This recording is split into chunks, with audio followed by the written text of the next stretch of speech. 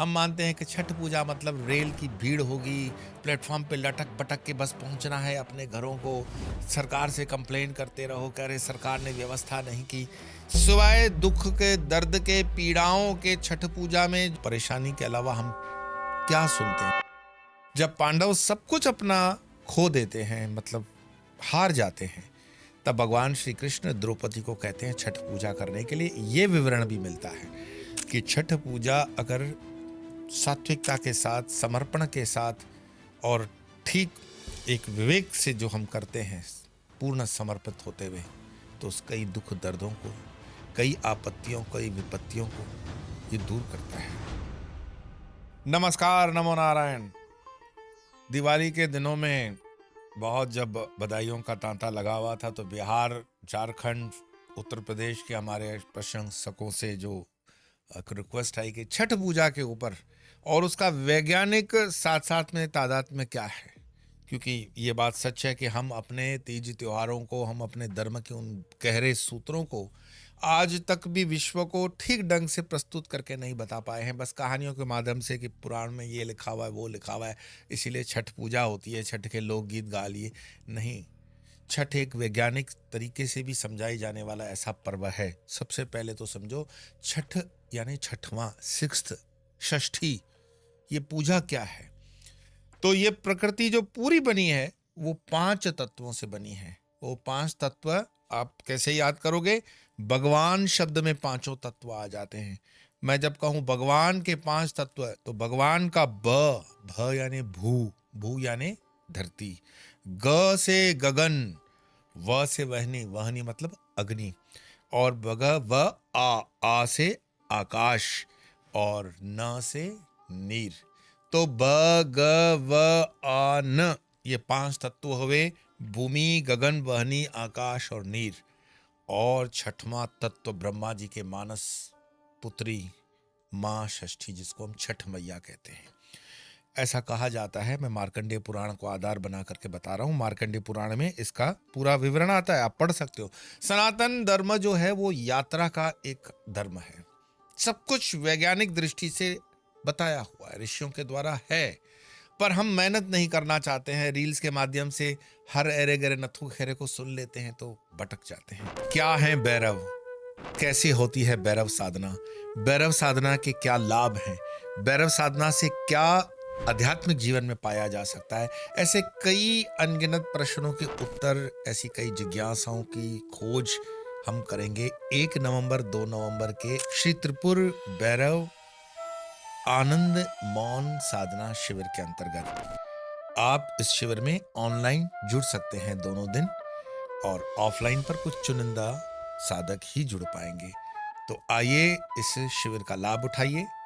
श्री त्रिपुर भैरव आनंद मौन साधना, 1 नवंबर 2 नवंबर। तो ऐसा कहा जाता है कि जब प्रकृति के इन 5 गुणों से प्रकृति बन गई, और उन प्रकृति के 5 गुणों के साथ साथ सूर्य की भी भगवान ब्रह्मा जी ने उत्पत्ति कर दी, फिर भी जीवों के अंदर चेतना नहीं आ रही थी। चेतना कब आएगी? जब शक्ति, आप किसी में शक्ति का संचार करोगे, तब षष्ठी मैया का आविर्भाव होता है। और ये है छठ पूजा। संस्कृत में जिसको हम षष्ठी कहते हैं, वो अपभ्रंश होकर के हिंदी में छठ हो गया। अब आपको मैं दूसरा प्रमाण देता हूं कि जब भी किसी सनातनी परिवार के अंदर नवजात शिशु का जन्म होता है, तो उसका नाम कौन से दिन पे रखते हो? छठवें दिन पर। छठवें दिन पे क्यों? पहले पे रखते, दूसरे पे रखते, 5वें पे रखते, 15वें पे रखते। तो ये है षष्ठी। षष्ठी में फिर से एक और सबूत देता हूं। नवरात्रों के अंदर छठवां नवरात्रा किसका है? मां कात्यायनी का। मां कात्यायनी कौन? तो ब्रज की अधिष्ठात्री। इस पर हम एपिसोड्स बना चुके हैं। तो ये जो छठवां नवरात्र से षष्ठी, सप्तमी, अष्टमी और नवमी, 4 नवरात्रे बड़े इंपॉर्टेंट होते हैं। उसी तरह से छठ पूजा भी बहुत महत्वपूर्ण है।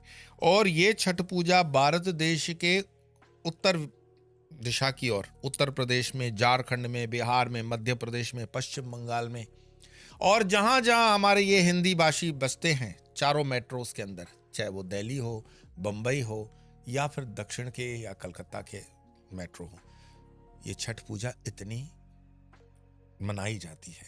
लेकिन इस छठ पूजा को आज तक किसी विधि के साथ अच्छी तरीके से हम प्रस्तुत नहीं कर पाए।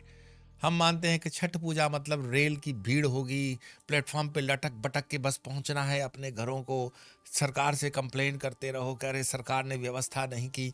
सिवाय दुख के, दर्द के, पीड़ाओं के छठ पूजा में जो अप्रवासी वहां से यहाँ जाते हैं अपने अपने गांव में, तो उनको परेशानी के अलावा हम क्या सुनते हैं? छठ पूजा मतलब क्या? लेकिन छठ पूजा को अगर अध्ययन करने जाओगे तो अद्भुत सूर्य देव के साथ इसका बहुत बड़ा कनेक्ट है। इसलिए छठ पूजा के अंदर जो अर्घ दिया जाता है, ये 3-4 दिन जो भी पूजा के हैं वो समझो, शनिवार 25 अक्टूबर से लेकर के मंगलवार 28 अक्टूबर तक ये पूजा चलेगी।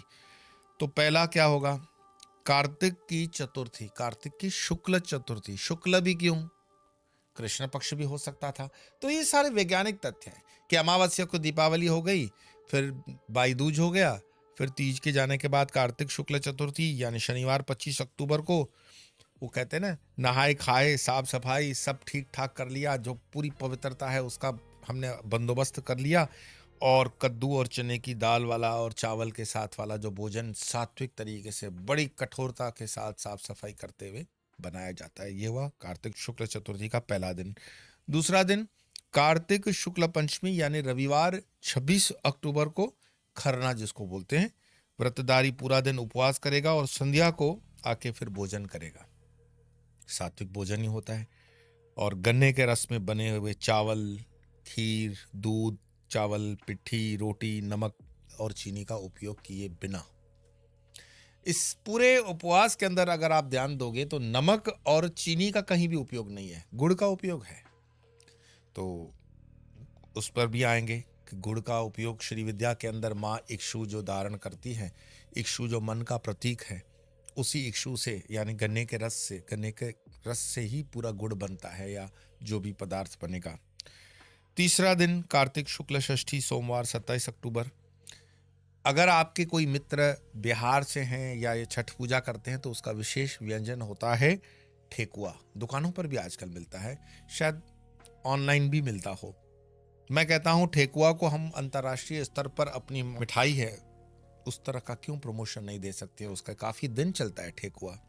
तो ठेकुआ और चावल के लड्डू वगैरह बनते हैं और संध्या को सभी व्रतधारियों के साथ अर्घ्य दिया जाता है सूर्य को। चौथा दिन जो है वो कार्तिक शुक्ल सप्तमी 28 जुलाई सुबह को उदयमान सूर्य को अर्घ दे करके व्रती के साथ जो है वो व्रती जो यानी व्रत रखता है वो कच्चे दूध का जल से ग्रहण करते हुए समापन करता है। लेकिन ये तो मैंने बता दिया कि भाई छठ पूजा के ये 4 दिन। फिर इसके लोकगीत में तो शारदा सिन्हा जी को अगर आपने सुना है तो बहुत अद्भुत, नहीं सुना है तो भी YouTube पे शारदा सिन्हा जी के ये लोकगीत आप सुनिए। और एक और उभरती हुई जो इसमें छठ के गीत गा रही थी मैथिली ठाकुर को तो अब भाजपा ने टिकट ही दे दिया, बिहार से वो चुनाव लड़ रही हैं।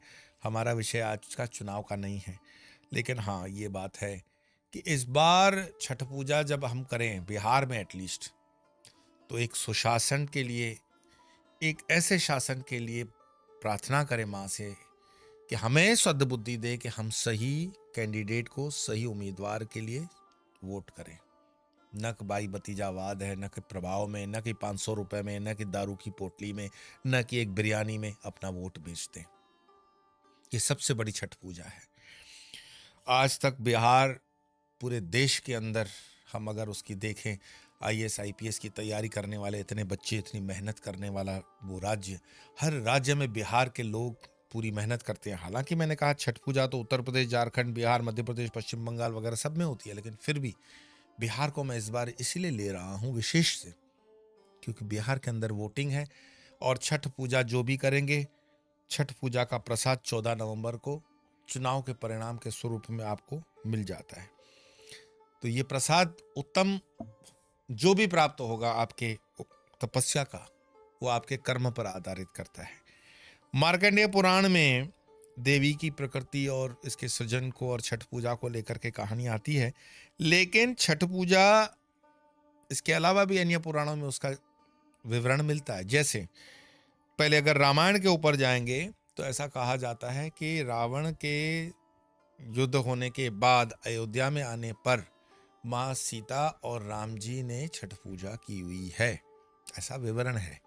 उसके बाद महाभारत के काल के अंदर जब पांडव सब कुछ अपना खो देते हैं, मतलब हार जाते हैं, तब भगवान श्री कृष्ण द्रौपदी को कहते हैं छठ पूजा करने के लिए। ये विवरण भी मिलता है। तो उसका मतलब ये हो गया कि छठ पूजा अगर सात्विकता के साथ, समर्पण के साथ और ठीक एक विवेक से जो हम करते हैं, पूर्ण समर्पित होते हुए, तो कई दुख दर्दों को, कई आपत्तियों, कई विपत्तियों को ये दूर करता है।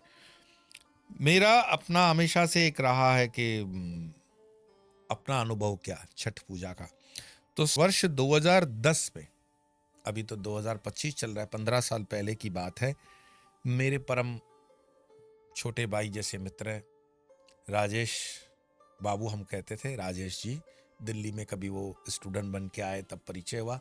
तो उनका घर बिहार के मोकामा में आज भी है, रेलवे स्टेशन से काफ़ी नज़दीक। मैं मोकामा में आया हूँ, मैं मोकामा में रहा हूँ।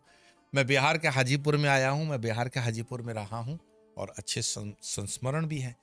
तो 2010 की छठ पूजा के अंदर हम मोकामा में गए और छठ पूजा को अनुभव करने के लिए, क्योंकि परंपरा वहाँ ये है कि घर का जो बड़ा होता है वो छठ पूजा रखता है। तो राजेश बाबू की माताश्री, हम भी माताजी करके उनको संबोधित करते थे, उन्होंने छठ पूजा रखी हुई थी। और जहाँ तक मुझे स्मृति है तो राजेश बाबू की धर्मपत्नी नीतू जी ने भी उसको व्रत को रखा होगा। राजेश बाबू के छोटे भाई थे, उनकी पत्नी ने वगैरह ने भी रखा होगा। नाम छोटे भाई का जीतू भाई करके हमें याद है। और उस परिवार को राम सकल शर्मा जी के बच्चों के नाम से जाना जाता था, बड़ी एक जिसको कहते हैं रुतबा। तो छठ पूजा जब हम देख रहे थे तो गांव की तैयारी में, और राजेश बाबू ने अपने गांव में कह रखा था कि हम आने वाले हैं, तो गंगा जी के किनारे की तैयारियां, साफ सफाइयां हमें दिखाई जा रही थी। और बहुत जीतू जी तो बहुत मन बड़ा करके दिखा रहे थे कि ये देखे साहब, ये हुआ है, वो है। अब जब वो साहब कहते तो राजेश बाबू जो थे वो कबीरपंथी थे वैसे, लेकिन अपनी सभ्यता, संस्कृति और सनातन का जो विचार है वो किसी इसमें बंटने वाला नहीं। कुल मिलाकर के छठ पूजा का जो मैंने वो अनुभव 2010 में मोकामा बिहार में किया, वो मुझे याद है कि उसी के आसपास के दौरान हाजीपुर में जब मैं गया था, बहुत अच्छे संत कबीरपंथी थे हमारे अंबिका राय जी, उनसे मिलने, और मैं रात वहाँ रुका था उनके मुकाम पर। तो ये बिहार का मेरा अनुभव रहा। बिहार के अंदर जो पोटेंशियल है, जो संभावना है, वो अनंत है। बिहार के युवान में वो ताकत है, बिहार के अंदर वो सब कुछ क्षमताएं हैं जो कर सकता है बिहार। और बिहार मतलब नालंदा यूनिवर्सिटी कहाँ है? बिहार के अंदर, जिसने विश्व को ज्ञानी दिए, ध्यानी दिए, बुद्ध दिए, महावीर दिए, तीर्थंकर दिए। आज उस बिहार को सचमुच में जगने की इसलिए आवश्यकता है क्योंकि जगेगा बिहार तो भारत जगेगा। और बिहार का विकास जो होगा वो भारत का विकास इंजन की तरह होगा, और वो तब होगा जब समस्त बिहारी अपने संकल्प में आगे बढ़े। जैसे मैंने कहा कि हम अपने छोटे छोटे जातिवाद, भाई भतीजावाद, छोटे छोटे स्वार्थों से उठ करके राष्ट्र हित में, धर्म हित में, सनातन के हित में कार्य करें। और ये किया जा सकता है क्योंकि बिहार के अंदर जो माँ गंगा का प्रवाह है, जल अद्भुत, इतना जल और किसी राज्य को हो ना हो, बिहार को है। बिहार की भूमि बहुत उपजाऊ है। बिहार का जो आम आदमी है वो बहुत मेहनती है। बिहार में किसी तरह की कोई कमी नहीं है। अगर कमी हो रही है तो वो मात्र हमारे भ्रष्टाचार को नजरअंदाज करने के कारण है कि ठीक है ना, दूसरा कोई कर लेगा। नहीं, बिहार के भ्रष्टाचार को प्रत्येक बिहारी अगर टैकल कर सकता है तो मैं मानता हूं इस वर्ष की ये छठ की पूजा अपने आप में बहुत बड़ी पूजा होगी। 36 घंटे का छठ का ये जो व्रत होता है, जो व्रतधारी बड़ा कठोर व्रत लेते हैं, वो 36 घंटे का व्रत कुछ ही दिनों का मानो कि और व्रत है, फिर तो उसकी दिशा और दशा दोनों तय होगी। सूर्य को जो अर्घ देते हैं, ये नए सूर्य का आगाज जो होगा, ये जो प्रारंभ होगा, उसके साथ मैं यही कह सकता हूँ कि इस छठ पूजा के लिए आप लोगों को बहुत बहुत शुभकामनाएं। और ठेकुआ जो है हम इस बार भी प्रसाद स्वरूप लेने वाले हैं। तो छठ मैया की जय, और फिर मिलेंगे इसी तरह सनातन की यात्रा करते हुए। तब तक के लिए नमो नारायण।